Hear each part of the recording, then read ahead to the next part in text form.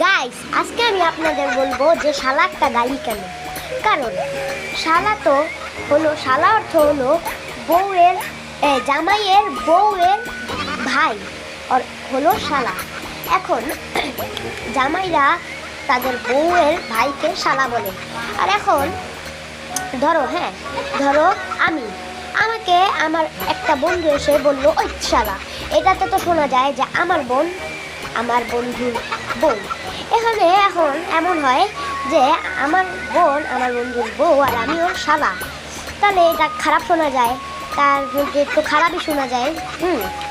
তাই এটাকে একটা গালি হিসেবে বলা হয়, গালি হিসেবে বলা যায় এটাকে। আর আরেক দিক দিয়ে হলো গিয়ে